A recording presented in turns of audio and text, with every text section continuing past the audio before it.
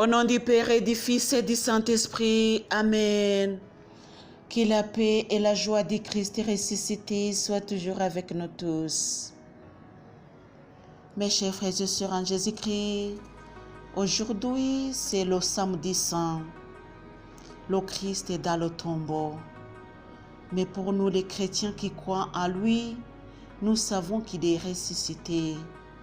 Nous allons aujourd'hui continuer avec la méditation de cette parole qu'il a prononcée lorsqu'il était cloué sur la croix. On arrive aujourd'hui sur la quatrième parole. Que le Seigneur Jésus vous bénisse, mes chers frères et sœurs en Jésus-Christ, et qu'il nous donne, nous tous, le courage et aussi le cœur de méditer totalement, entièrement sur sa passion. Je suis Marie-Louise Momalarongo, juste pour t'aider à se concentrer sur la passion du Christ.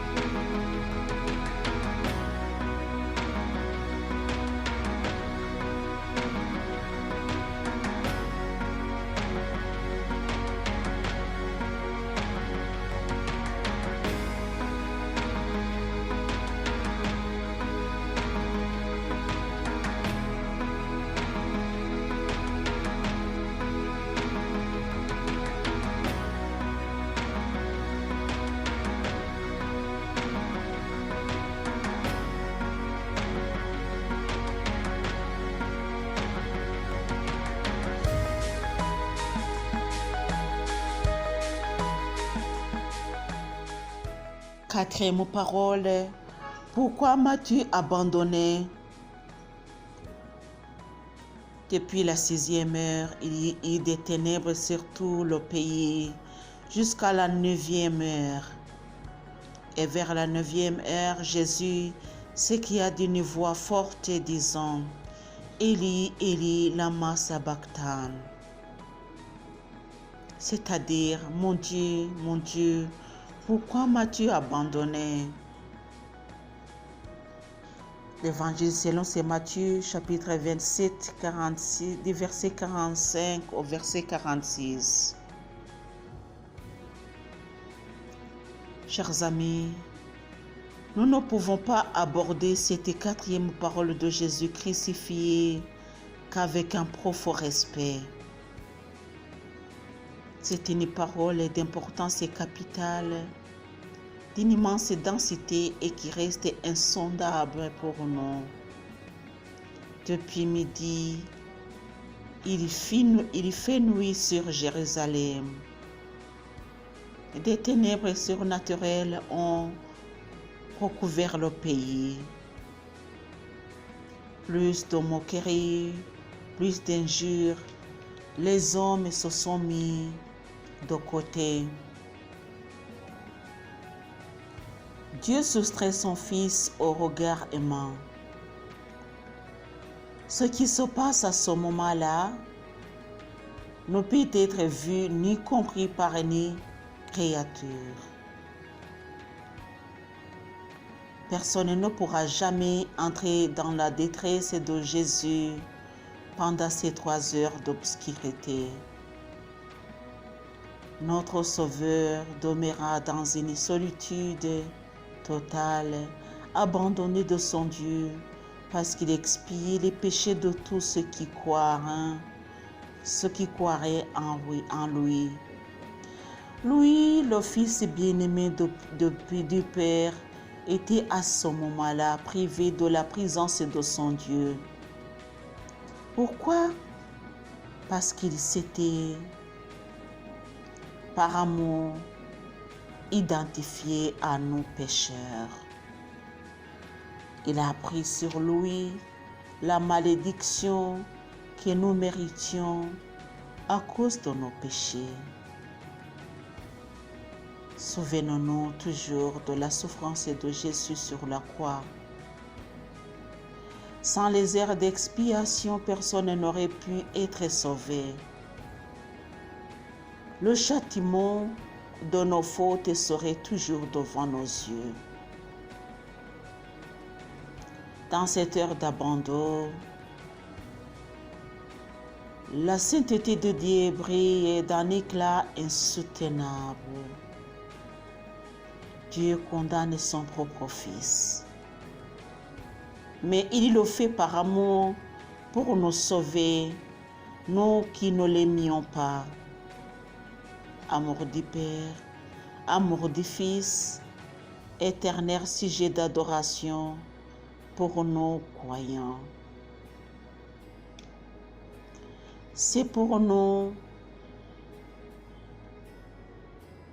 qu'il a été abandonné par Dieu sur la croix.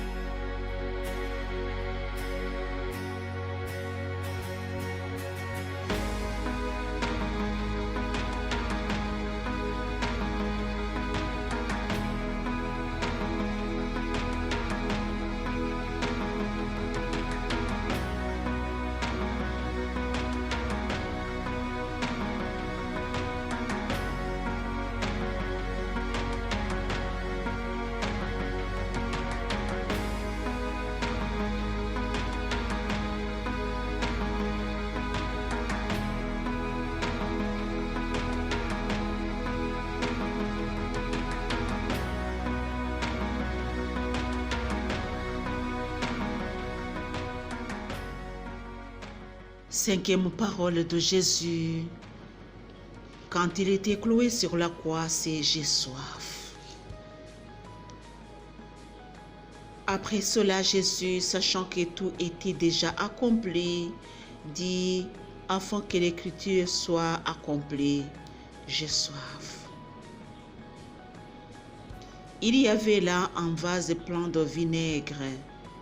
Ils y placèrent une éponge imprégnée de vinaigre au bout d'un rameau d'hysope et la lui présentèrent à la bouche. Jean chapitre 19, verset 28 au verset 29. J'ai soif. Par la cinquième parole sur la croix, après les 3 heures d'abandon, Jésus demande à boire.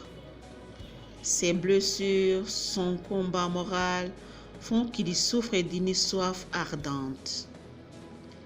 Mais avant tout, ce n'est pas pour cela qu'il dit « j'ai soif ». Sur la croix, comme durant toute sa vie, Jésus a toujours fait la volonté de Dieu. Malgré sa souffrance intense, il s'écrie « J'ai soif ». Parce que l'Écriture sainte annonçait par avance « Dans ma soif, ils m'ont abreuvé de vinaigre ». Psaume 69, verset 21. Mais il nous est permis de penser que cette parole de Jésus revêt une autre porte spirituelle. Son œuvre accomplie, Jésus regardait en avant. La soif qu'il éprouve évoque le désir intense de la joie de la présence de Dieu. Psaume 63, verset 1er. Sa soif est un signe de l'imminence du royaume où il goûtera bientôt la pleine communion de son Père et de ses siens. Il a dit « J'ai soif ». afin de devenir pour tous ceux qui se confient en lui la source d'eau vive. Il y prépare l'eau vive du salut qui va être donnée au monde. Nous te voyons en agonie, prenant la coupe des douleurs. Nous te voyons dans ta vie, toi juste et saint pour nos pécheurs. Ô Christ, ta charité profonde touche et pénètre nos cœurs. Tu meurs pour le péché du monde. Toi seul est notre Sauveur.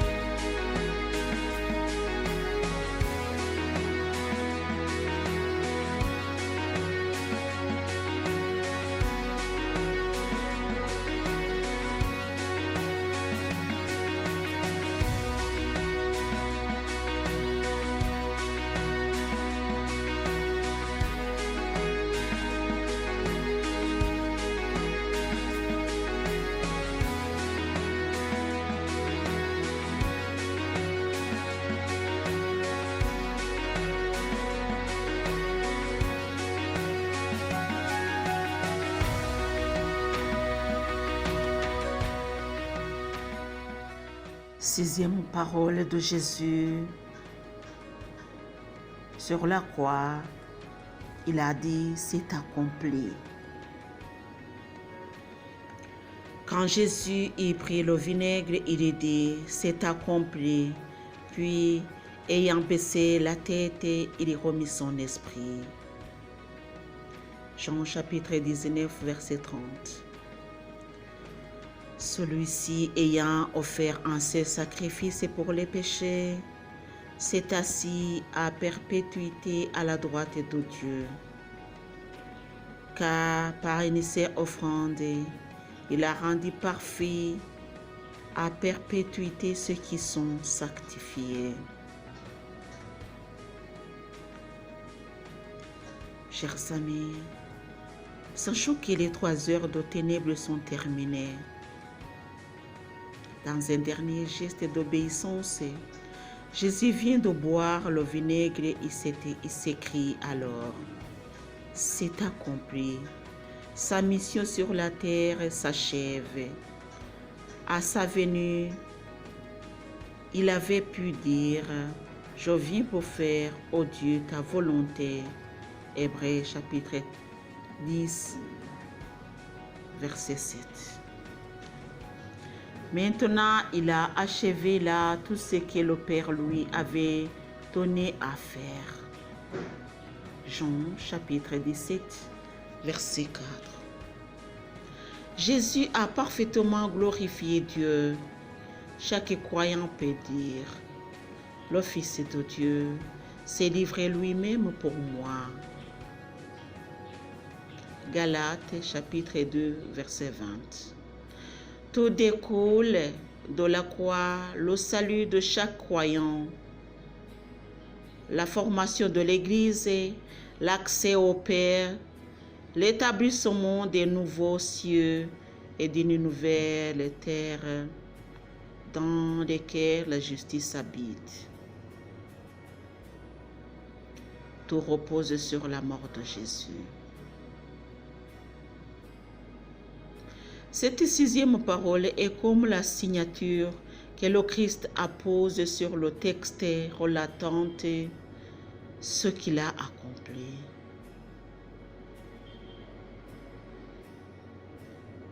Un seul mot, cette sixième parole est comme la signature que le Christ appose sur le texte relatant ce qu'il a accompli. Un sermon dans l'original Tétélestai. On a retrouvé des papyrus où apparaissaient des factures avec le mot Tétélestai inscrit en travers pour indiquer que la facture était entièrement payée. L'œuvre de Jésus à la croix est parfaite et achevée. Il n'y a rien à y ajouter, ni rien à retrancher. Ecclésiaste, chapitre 3, verset 14. Notre confiance quant à notre salut éternel ne peut reposer sur nos actions, nos mérites, ni sur quoi que ce soit qui vienne de nous-mêmes, mais simplement sur le sacrifice de Jésus. Jésus-Christ parfait, complet, accepté par Dieu. Alors que toutes les religions des hommes disaient « Faites Jésus proclame à la face du monde entier, c'est accompli. »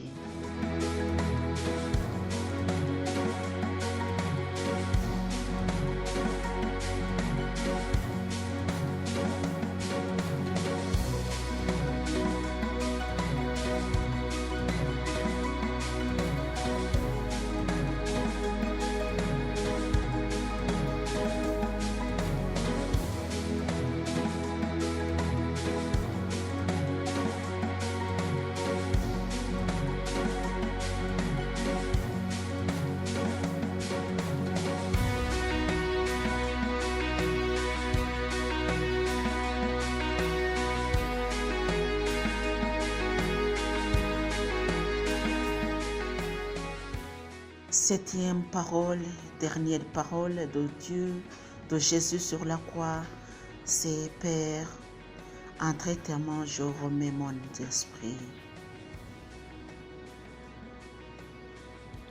Ayant encore crié d'une voix forte, Jésus dit « Père, en traitement, je remets mon esprit. » Après avoir dit cela, il expira.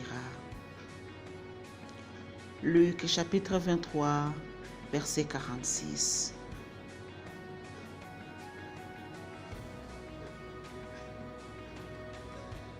À cause de ceci, le Père m'aime, c'est que moi je laisse ma vie afin que je la reprenne. Jean chapitre 10, verset 17. Chers amis, cette dernière parole de Jésus sur la croix évoque toute l'intimité de l'amour et de la communion entre Jésus et son Père. Comme avant les 3 heures de ténèbres, Jésus dit à nouveau, « Père, l'expiation est accomplie, la question de nos péchés est réglée. » En parfaite paix, en pleine conscience, Jésus va alors laisser sa vie, donner sa vie. Ayant baissé la tête, il remet son esprit au Père. C'est l'acte final de son sacrifice volontaire. Il a détaché lui-même son esprit de son corps et l'a remis à Dieu son Père. Plusieurs fois, le Nouveau Testament nous rapporte que Jésus s'est livré lui-même. Toutes ces expressions font briller la grandeur et l'amour de celui qui donnait sa vie. Personne n'avait le pouvoir de la lui prendre. Jean chapitre 10, verset 18. Mais il a offert afin que nous puissions recevoir une vie nouvelle, spirituelle, en nous confiant en lui. Jésus va au-devant de la mort, paisiblement, en vainqueur, sachant que Dieu ressuscitera son corps. Actes des apôtres, chapitre 2, verset 27. Il a détruit par sa mort la puissance du diable qui nous effrayait. Hébreux, chapitre 2, verset 14. La 7e parole annonce le repos de la nouvelle création. Le péché et le mal sont vaincus à la croix et la création est libérée et restaurée. Tout comme le 7e jour a été le jour du repos et de la satisfaction, la 7e parole introduit le Seigneur dans le lieu du repos. Le monde du Père. À la suite de Jésus, nous pouvons devant la mort nous confier paisiblement en notre Dieu Père. Amen. Jésus vainqueur, donne-nous la force de vaincre le mal, de se donner gratuitement pour sauver les autres, toujours en vue de t'aider, de sauver le monde. Merci Seigneur Jésus pour nous sauver. Au nom du Père et du Fils et du Saint-Esprit. Amen.